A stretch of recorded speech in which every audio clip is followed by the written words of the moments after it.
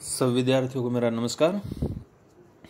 तो जैसा आप सभी जानते हैं कि पिछली वीडियो में हमने जो हमारा अध्याय था वर्ण प्रकरण उसको किया था, पढ़ा था उसको। आज की वीडियो में हम जो हमारा अध्याय है अलंकार प्रकरण उसको प्रारंभ करेंगे। तो सबसे पहले तो शुरू करते हैं कि अलंकार किसे कहते हैं।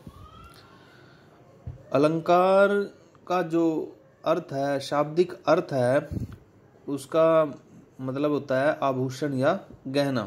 अलंकार का शाब्दिक अर्थ होता है आभूषण या गहना।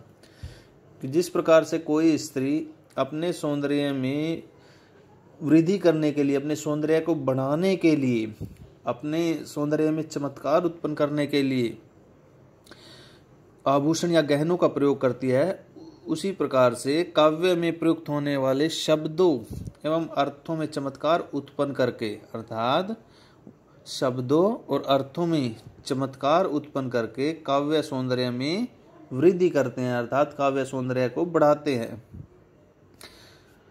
तो अलंकार के कितने भेद होते हैं? अलंकार के 3 भेद होते हैं: शब्दालंकार, अर्थालंकार और उभयालंकार।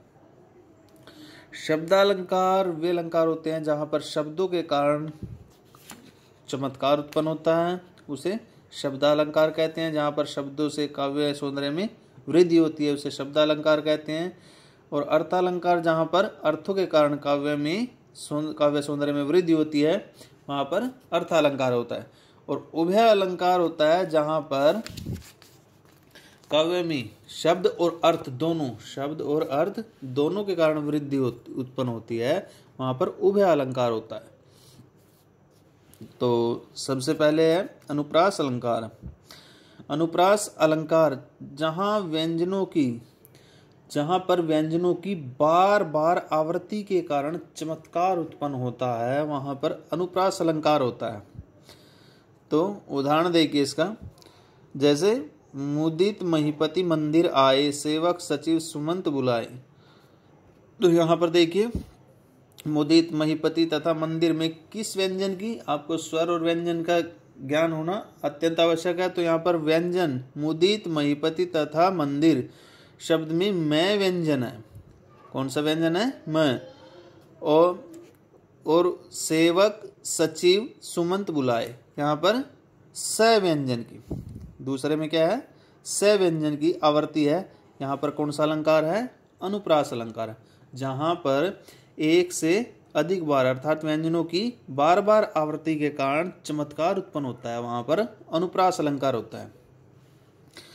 ऐसे ही भगवान भक्तों की भूरी भीति भगाइए, तो इसमें भ व्यंजन की जो है आवृत्ति के कारण चमत्कार उत्पन्न हो रहा है। अगला अलंकार है यमक अलंकार। यमक अलंकार में जहां किसी शब्द या शब्दांश का एक से अधिक बार अलग अलग अर्थों में प्रयोग होता है, जहां पर किसी शब्द या शब्दांश का एक से अधिक बार भिन्न अलग अलग अर्थों में प्रयोग होता है, वहां पर यमक अलंकार होता है। तो कनक कनकते 100 गुनी, मादकता अधिकाई, उही खाए बोराए बोरातू है, यही पाए बोराई। तो कनक कनक, तो यहाँ पर जैसे इसकी परिभाषा में दर्शाया गया है कि जहाँ किसी शब्द या शब्दांश का एक से अधिक बार, तो यहाँ पर 2 बार प्रयोग आ गया है। तो दोनों में यहाँ पर शब्द बिल्कुल एक है, सेम कनक कनक, लेकिन दोनों का जो है वो अर्थ अलग है। दोनों का अर्थ अलग है। उसने दर्शाया परिभाषा में कि एक से अधिक बार भिन्न भिन्न यानी कि अलग अलग अर्थों में कोई शब्द एक से अधिक बार आ जाता है, तो उसका प्रयोग अलग अलग अर्थों में होता है। तो कनक कनकते 100 गुनी, मादकता अधिकाई। यहाँ पर कनक कनक, एक कनक का अर्थ होता है सोना और दूसरे कनक का अर्थ होता है धतूरा। यानी कि एक कनक को व्यक्ति सोने को पाने से ही व्यक्ति क्या हो जाता है? पागल हो जाता है, और दूसरे को खाने से।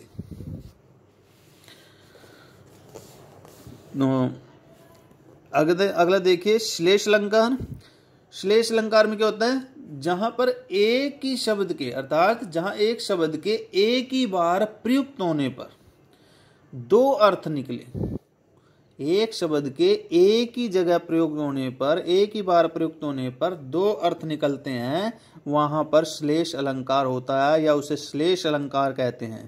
पहले में इससे पूर्व जो गया है यमक में, उसके जो दो अर्थ थे लेकिन भिन्न भिन्न अर्थों के, उसके एक ही शब्द दो बार प्रयुक्त होता है लेकिन दोनों के अलग अलग अर्थ है। यहाँ पर शब्द एक ही है और उसी एक ही शब्द के दो अलग अलग अर्थ निकलते हैं। नर की अरु नल नीर की गति एक एक कर जोए, जे तो नीचे है चले ते तो ऊंचे होए। मनुष्य, तो यहाँ पर देखिए कि मनुष्य और नल के पानी की जो क्या स्थिति समान है, जितने नीचे होकर चलेंगे उतने ही ऊंचे कहे जाएंगे। मधुवन की छाती को देखो सूखी कितनी इसकी कलियां।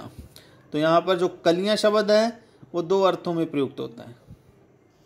एक पुष्प के लिए कलियां शब्द का प्रयोग एक बार हुआ, किंतु इसमें अर्थ की जो है वो भिन्नता है। इसमें इसका प्रयोग दो जगह प्रयोग, इसका जो है दो अर्थ निकलते हैं।